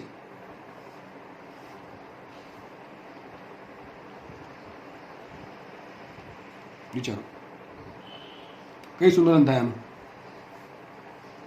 પહેલા આપણે રેખીય સંતુલનની વાત કરીએ. ચલો, રેખીય સંતુલન થાય, રહી ગયું, સોરી, Ff બળ લાગે છે. રેખીય સંતુલન થાય છે. રેખીય સંતુલન માટે કન્ડિશન શું? જેટલું આપણા માટે બોડી આ છે, પદાર્થ આ છે, પદાર્થ પર જેટલું બી બળ લાગે છે એ બધા બળનું પરિણામી બળ શું હોવું જોઈએ? 0 હોવું જોઈએ. બરાબર, ઘડીક mg ભૂલી જાવ, અથવા માનો કે mg છે અને બાહ્ય બળ F છે, તો શું થાય? આમાં રેખીય સંતુલન થાય. રેખીય સંતુલનની કન્ડિશન શું? પરિણામી બળ 0. ચલો, ઉપર કેટલું બળ લાગે? F, નીચે કેટલું બળ લાગે? F. બે બળનું પરિણામી કેટલું? 0. અહીં શું થાય? Summation F = 0. થાય કે નહીં થતું? થાય છે ને. તો આ શું છે? રેખીય સંતુલનમાં છે. લખા અહીંયા રેખીય સંતુલનમાં છે. શેમાં છે? આ રેખીય સંતુલનમાં છે. ચલો, માનો કે આની આસપાસ ટોર્ક શોધો. આ બિંદુની આસપાસ ટોર્ક શોધો. આ ટોર્ક લાગશે આના કારણે, F ના કારણે ટોર્ક 0, F ના કારણે ટોર્ક 0. ચલો, આ બિંદુ આસપાસ ટોર્ક શોધો. આ બિંદુ આસપાસ, ચલો, આ બિંદુ, આ ખબર પડી ગઈ ને? બે બળ છે એ O માંથી પસાર થાય છે. તમને કીધું છે જ્યારે બળ છે O માંથી પસાર થાય ત્યારે ટોર્ક 0 હોય. તો આ બે બળના કારણે અહીંયા કોઈ ટોર્ક લાગતો નથી. ચલો, અહીંયા ટોર્ક શોધો. અહીંયા ટોર્ક શોધો. અહીંયા આ શું કરશે? આ બિંદુને આમ ફેરવવાનું ટ્રાય કરે. કઈ દિશામાં? વિષમઘડી દિશામાં. અને આ શું ટ્રાય કરશે? એ જ બિંદુને ફેરવવા આ બાજુ. કઈ દિશામાં ફેરવશે? સમઘડી દિશામાં. કેટલું ટોર્ક અંતર છે? L. કેટલું છે? અડધું અંતર L છે. તો ટોર્ક કેટલું લગાડે? Fl. આગળ ટોર્ક લગાડે છે Fl. એક ટોર્ક લગાડે છે Fl, બીજો પણ લગાડે છે Fl. બે ટોર્કના મૂલ્ય કેવા છે? સરખા છે. ટોર્ક કે છે આ શું કરશે? વિષમઘડી દિશામાં ફેરવાનું ટ્રાય કરે. આપણે સમઘડી દિશામાં એક ટોર્ક ઋણ આવશે ને એક ટોર્ક ધન આવશે. પરિણામી ટોર્ક કેટલું? 0. કોઈ પણ બિંદુ, તમે આ બિંદુ લ્યો, આ બિંદુ લ્યો, આ બિંદુ લ્યો, કે આ વચ્ચેનું બિંદુ લ્યો, દરેક બિંદુ પર બે બળના કારણે પરિણામી ટોર્ક પણ 0 છે. તો summation torque is also equal to 0. તો શું આવશે? અહીંયા ચાક ગતિય સંતુલનમાં પણ છે. તો વસ્તુ અહીંયા ફરશે નહીં અને વસ્તુ અહીંયા ચાક ગતિ નહીં કરે. જેમ કે આ જે માનો કે પેન છે, તમે આને ખેંચો, બે સાઈડથી ખેંચો, સરખા જ બળથી ખેંચવાનું છે. તો શું ફરશે? ના, ફરશે તો નહીં જ. શું એ ચાક ગતિ કરશે? નહીં. શું એના પર રેખીય ગતિ કરશે? નહીં. હા, એવું બને કે જો એક બળ વધી જાય એક બળ ઘટી જાય તો પછી તો જોવું પડે. તો શું કરશે? ઉપર ગતિ કરશે. સમજ પડે છે? સમજ પડે કે નહીં પડતી? ચલો, અને ઓ બિંદુ પર ટોર્ક તો 0 જ થશે. નેક્સ્ટ કેસ લઈએ. ચલો વિચારો થોડુંક જાતે, કયું સંતુલન છે જોજો.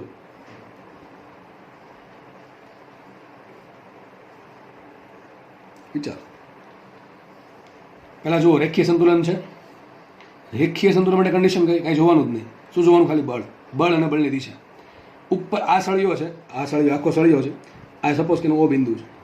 આ જે સળિયો છે એ સળિયા પર ઉપર તરફ કુલ કેટલું બળ લાગે છે? એફ. નીચે તરફ કુલ કેટલું બળ લાગે? એફ. તો ઉપર તરફ કુલ બળ લાગે એફ, નીચે તરફ કુલ બળ લાગે એફ. તો પરિણામી બળ કેટલું? 0. કેટલું બળ પરિણામી બળ છે? 0. તો સમેશન એફ સદીશ એફ ઇઝ ઇક્વલ ટુ 0. ટૂંકમાં શું થાય? સળિયો રેખીય સંતુલનમાં છે. ટૂંકમાં પેન છે આમ, તો પેન છે એ ઉપર ગતિ નહીં કરે, નીચે ગતિ નહીં કરે, સ્થિર રહેશે. એક દોરી આમ છે ને એક દોરી આમ છે. શું એના પર ટોર્ક 0 થાય? ના થાય. જોઈને ખબર પડી જાય. શું બનાવે? આ કપલ બનાવે છે. શું બનાવે છે? આ કપલ બનાવે છે. સપોઝ કે કુલ લંબાઈ છે એલ, કુલ લંબાઈ છે કુલ એલ, તો સમેશન ટોર્ક શું આવશે? અથવા કુલ ટોર્ક શું આવશે? 0 આવશે? 0 નહીં આવે. Is not equal to 0. કેટલો આવશે? Torque is equal to summation torque કેટલો આવશે? તો બે બળ છે એ બળ સરખા છે, એક રેખસ નથી અને વિરુદ્ધ દિશામાં છે, એટલે કપલ ઉત્પન્ન કરશે. અને કપલના કારણે કેટલું ટોર્ક ઉત્પન્ન થાય? એક બળનું મૂલ્ય ગુણ્યા બે બળ વચ્ચે અંતર. કેટલું આવશે? બળનું મૂલ્ય એફ ને બે બળ વચ્ચે અંતર એલ. તો આટલું ટોર્ક ઉત્પન્ન કરશે. તો આ શું થશે? મને કે પેન છે, પેન મને કે વચ્ચેથી હિંચ કરી દીધી આપણે, બરાબર છે? હિંચ કરવી જરૂરી, બાકી તમને થોડુંક આમ ફરતું એવું લાગશે, બરાબર? આ પ્રમાણે જોઈ શકો તમે. મને કે આ પેન છે, એક દોરી આ બાજુ બાંધો ને એક દોરી આમ બાજુ અને ખેંચી આને, તો આવું કંઈક થશે. તો પેન છે ગતિ નથી કરતી. જો પેન કઈ ગતિ કરે? ખાલી ચા ગતિ કરે, રેખીય ગતિ કરતી નથી. એના જો ઓ પોઈન્ટ છે ફિક્સ રહી. સમજ પડે છે કે નહીં? તો આ પ્રકારના કિસ્સામાં રેખીય સંતુલન થાય છે પણ ચાક ગતિ સંતુલન, ચલો ચાક ગતિ સંતુલન થતું નથી. ચલો એક કામ કરવું, આમ કરી દો. હવે શું થાય? વિચારો. શું રેખીય સંતુલન થાય? ના, નહીં થાય. કેમ? વસ્તુ છે એના પર ઉપર તરફ બળ લાગે છે એફ, નીચે તરફ બળ લાગે છે 2f. તો વસ્તુ છે એના પર નીચે તરફ હજી બળ લાગશે. કેટલું? એફ. એફ લાગે છે, નીચે 2f લાગે છે, તો 2f ના એક ઘટક ક્યાં આવી જશે? એફ નો સામનો કરવામાં. તો એફ આ 0 થઈ ગયું, ત્યાં કેટલું હજી બળ વધશે? એફ. ટૂંકમાં આ છેડો છે એ હજી ગતિ કરવાનો ટ્રાય કરશે, જોડે જોડે ફરવાનો પણ ટ્રાય. ટૂંકમાં આવું કંઈક થશે. વિચારો, આવું કંઈક થશે. આ પોઈન્ટ હિંજ કરેલો છે એટલે આવું સમજ પડે છે? જોડે જોડે ગતિ કરશે અને જોડે જોડે ફરશે પણ ખરું. ટૂંકમાં એકેય સંતુલન થતું નથી. કયું? ચાક ગતિ સંતુલન થતું અને રેખીય સંતુલન પણ થતું નથી. બરાબર? આપણે નેક્સ્ટ કેસ લઈએ ફટાફટ. મને કે આ રીતે. ચલો, આ કયું સંતુલન થાય છે? પહેલી વાત તો એ શું રેખીય સંતુલન થાય છે? ના, રેખીય સંતુલન થતું. કારણ શું? એનું ઉપર તરફ કુલ કેટલું બળ લાગે છે? 2f. નીચે તરફ કુલ કેટલું બળ લાગે? 0. તો કુલ કેટલું બળ લાગે છે? ઉપર તરફ 2f લાગે છે અને પરિણામી બળ તો 0 થયું નહીં. પરિણામી બળ તો કેટલું થયું? f. તો રેખીય સંતુલન નથી. ચલો, ચાક ગતિ સંતુલન છે. વિચારી જો જાતે. આ કેસ જો કે તમે કરાવેલો પણ છે.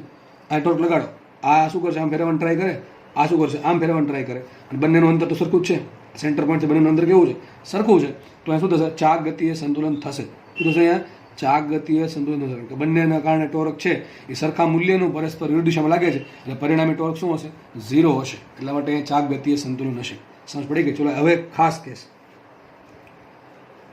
મને એક બળ લાગે છે અહીંયા એફ, બરાબર? એક બળ લાગે છે અહીંયા, એનું મૂલ્ય છે એલ, અને બીજું બળ લાગે સપોઝ કે અહીંયા લાગે છે એફ. એમ ધારો કે અંતર છે આ, સપોઝ લઈ લઈએ આપણે, સપોઝ L/2 લઈ લઈએ. કેટલું લઈએ? L/2. ચલો, ઓ પર, ઓની આસપાસ ટોર્ક શોધો. કંઈ આપણે સપોર્ટ આપ્યો આપણે. ચલો, ઓની આસપાસ ટોર્ક શોધો. ચલો, ટોર્ક 0 થાય કે ન થાય? વિચારીને જુઓ જાતે. આગળ ટોર્ક લગાડે, જો આ પ્રમાણે ટોર્ક લગાડશે. સપોઝ એને ટોર્ક 1 કહું, તો ટોર્ક 1 શું? જો આ બાજુ લગાડે છે, કઈ દિશામાં લગાડે? સમઘડી દિશામાં. કેટલું ટોર્ક લગાડશે? બળ ગુણ્યા અંતર. કેટલું અંતર છે? L. તો આ ટોર્ક લગાડશે FL. કઈ દિશામાં? સમઘડી દિશામાં. ચલો, આના કારણે ટોર્ક 2 લેવું છું. ટોર્ક 2. ચલો, ટોર્ક 2ના કારણે કેટલું ઘટક આવશે? કેટલું ટોર્ક આવશે? જુઓ તો આ બળ છે ને ફેરવો આ બાજુ, તો ફરશે કંઈ? આ છે એ ઓની આસપાસ આ બાજુ ટૂંકમાં ફેરવવાનું ટ્રાય કરે સળિયાને ઓની આસપાસ આ રીતે. કઈ દિશામાં? વિષમ ઘડી દિશામાં. કઈ દિશામાં? વિષમ ઘડી દિશામાં. તો આપણે કામ કરશું કે આ ટોર્કને સમઘડીમાં માઇનસ લેશું અને પ્લસ લેશું. તમે સંજ્ઞાના પદ્ધતિ વિરુદ્ધ વાપરી શકો છો. તો ટોર્ક 2 કેટલા આવશે? વિચારો, બળ ગુણ્યા અંતર. કેટલું અંતર છે? L/2. કેટલું અંતર આવશે? FL/2. તો જો એક ટોર્ક કેટલું આવ્યું? -FL. એક ટોર્ક આવ્યું FL/2. પરિણામી ટોર્ક કેટલું? સદિશ F ઇઝ ઇક્વલ ટુ શું? બેનો સરવાળો, બરાબર? તો આ માઇનસમાં છે, તો -FL પ્લસ FL/2.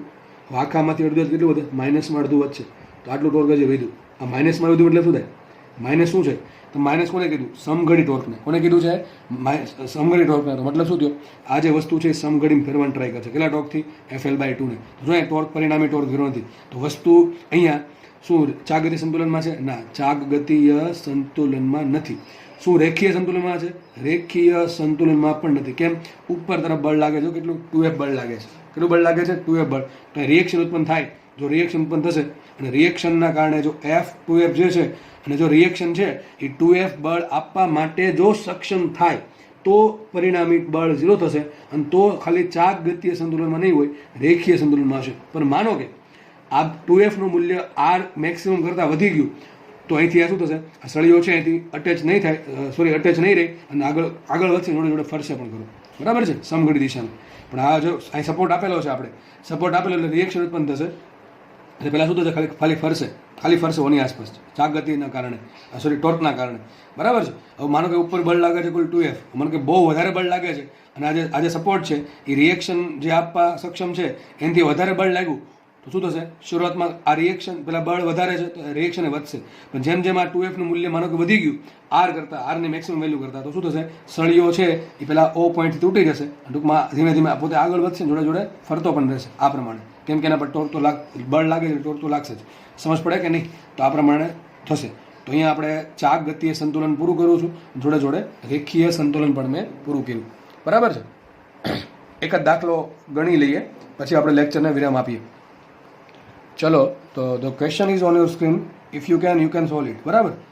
સ્ક્રીનની સામે તમારો પ્રશ્ન દેખાય છે. જો તમને આવડતો હોય તો તમે ગણી શકો છો. જો કે આટલું ગણાવ્યા પછી કદાચ થોડોક તો આઈડિયા આવવો જોઈએ કે શું કરવાનું છે. ક્વેશ્ચન વાંચીએ. શું છે? એક સળિયો છે. બરાબર છે? સળિયાનું પોતાનું વજન કાંઈ આપ્યું નથી, કોઈ વજન નથી આપ્યું. બરાબર? હવે એના પર કેટલા? 1, 2, 3, 4 અને 5, 50, 60, 30, 40, 100 આવા બળ લાગે છે. બધા બળ અલગ અલગ જગ્યાએ લાગે છે, એક જગ્યાએ લાગતા નથી. તો જ્યારે બળ અલગ અલગ દિશામાં લાગતા હોય અને અલગ અલગ સ્થાનો પર લાગતા હોય તો ચાન્સીસ રહે કે ટોર્ક લાગશે. વિચારો, આ શું ટ્રાય કરે? આમ સીધી ખબર પડે. આ જો આમ પેન હોય, પેન પડેલી હોય, ઉપરથી બળ લાગે છે 100 ન્યૂટન. વિચારો તો શું ટ્રાય થાય? નીચે લઈ જવાનું ટ્રાય કરે. સમજ પડે? સીધી વાત છે. આ 40 ન્યૂટન શું ટ્રાય કરે? પેનને ઉપર લઈ જવાનું ટ્રાય કરે. પછી આ 30 ન્યૂટન શું ટ્રાય કરે? પેનને, વિચારો, કેમ ઓની આસપાસ કેમ ફેરવાનું ટ્રાય કરે? આમ ફેરવાનું ટ્રાય કરે. આ રીતે 30 ન્યૂટન આ બાજુ ને આ બાજુ. જો બળ કઈ બાજુ છે એ પણ બહુ જરૂરી છે. 30 ન્યૂટન આ બાજુ હોય તો શું ટ્રાય કરે? નીચે લઈ જવાનું ટ્રાય કરે. 30 ન્યૂટન આ બાજુ છે શું ટ્રાય કરશે? ઉપર લઈ જવાનું. ટૂંકમાં વિષમઘડી દિશામાં ફેરવાનું ટ્રાય કરશે. એટલે બળનું મૂલ્યનું મહત્વ છે, જોડે જોડે બળના સ્થાનનું પણ મહત્વ છે. જો ક્વેશ્ચન જો વાંચો છો, O બિંદુ પર લાગતું પરિણામી ટોર્ક મેળવો. ચલો, નીચે તમને ડિસ્ટન્સ આપેલા છે કે આ બે વચ્ચે અંતર 2 મીટર છે, આ બે વચ્ચે અંતર 3 મીટર છે, આ અંતર 1 મીટર છે. O અને 40 મીટર વચ્ચે અંતર 1 મીટર છે અને 40 ને 100 વચ્ચે અંતર 4 મીટર છે. હું બધા અંતર લખી દઉં છું ઉપર. તો આ બે વચ્ચે અંતર 2 મીટર છે. ખાલી બે જ લખું છું. 2 મીટર અંતર. અહીંયા અંતર છે 3 મીટર. કોની વચ્ચે? આ બે પોઈન્ટ વચ્ચે. બરાબર? પછી અહીંયા અંતર છે 1 મીટર. તો અંતર 1 મીટર છે. ઓકે, ચલો. અહીંયા પાછું અંતર છે 1 મીટર આ બે વચ્ચે અને લાસ્ટમાં 40 અને 100 વચ્ચે અંતર છે 4 મીટર. તો તમને અંતર લખી દીધા છે. તો પડી ગયા આટલી. ચલો આગળ વધીએ આપણે. હવે આપણે શોધવાનું છે ટોર્ક. તો શું કરવાનું? ફટાફટ એક બળ પકડવાનું. આમાં કપલની કંઈ વાત આવતી જ નથી, કેમ કે ઘણા બધા બળો છે એટલે કપલ તો ડાયરેક્ટ યુઝ નહીં થાય. તો શું કરવાનું? જેટલા બી બળો છે એ બધા બળોના કારણે આપણે O પર કીધું છે, એક જ પોઈન્ટ પર ટોર્ક શોધવાનું છે. O પર કેટલું ટોર્ક લાગે એ શોધવાનું છે. ચલો આગળ વધીએ આપણે. તો 50, 60, 30, 40 ને 100. આપણે કામ કરીએ, 50 ને લેવાય. ચલો, 50 ન્યૂટન અહીંયા કહી દઉં છું આના કારણે torque 1, torque 2, torque 3, torque 4, torque 5 આમ લાઈનમાં જશો. 1, 2, 3, 4, 5. તો હું ટોર્ક 1 લખું એટલે 50 નું આવશે. ટોર્ક 3 લખું એટલે 30 નું આવશે. ટોર્ક 4 આનું, ટોર્ક 5 આનું. હું પડી ગઈ. ચલો લખીએ પહેલાં ટોર્ક 1. અને સંજ્ઞા પદ્ધતિ કઈ વાપરશું? વિષમઘડી હોય તો ધન લેશું ને સમઘડી હોય તો ઋણ લેશું. તમે એની ઉલટી વાપરશો તો કંઈ ફરક પડશે નહીં.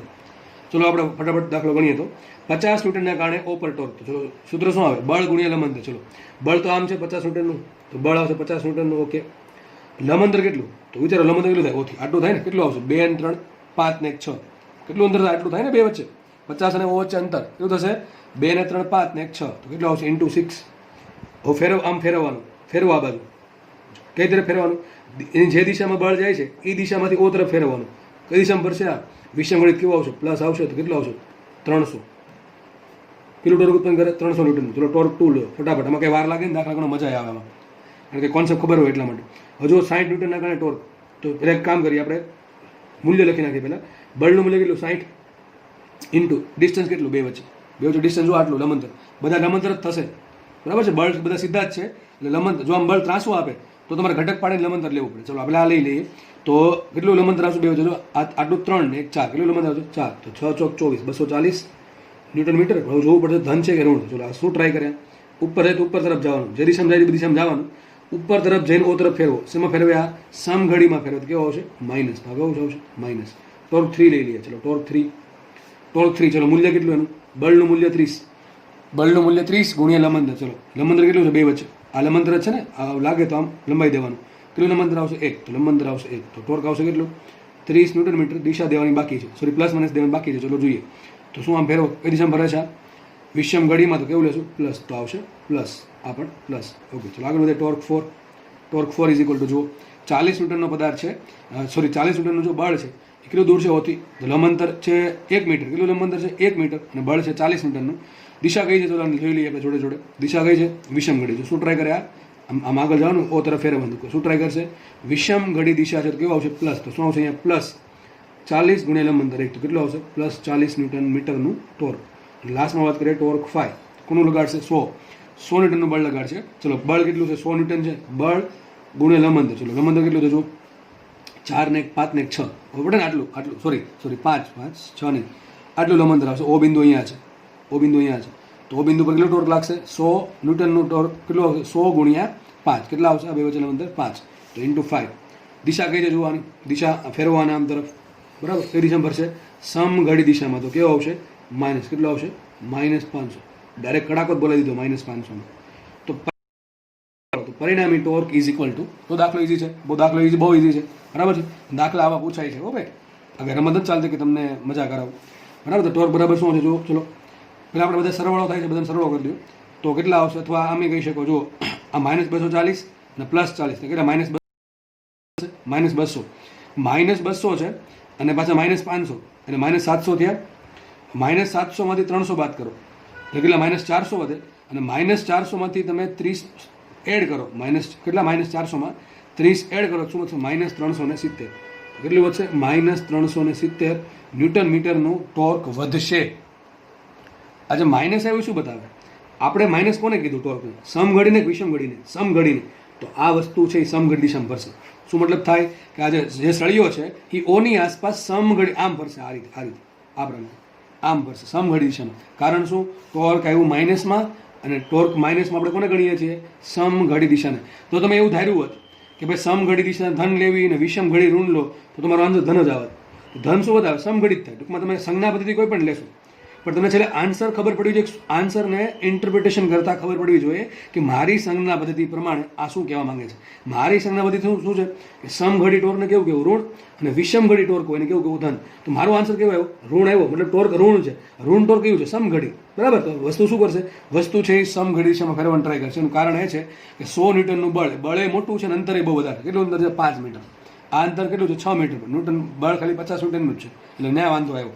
જો અહીંયા 100 ન્યૂટન છે કે 10 ન્યૂટનનું ટોર્ક હોત, કેટલું સોરી 10 ન્યૂટનનું બળ હોત, તો ટોર્ક મારા મતે લગભગ વિષમઘડી દિશામાં આવત, અને તો વસ્તુ શું ફરત? તો વસ્તુ વિષમઘડી દિશામાં ફરત.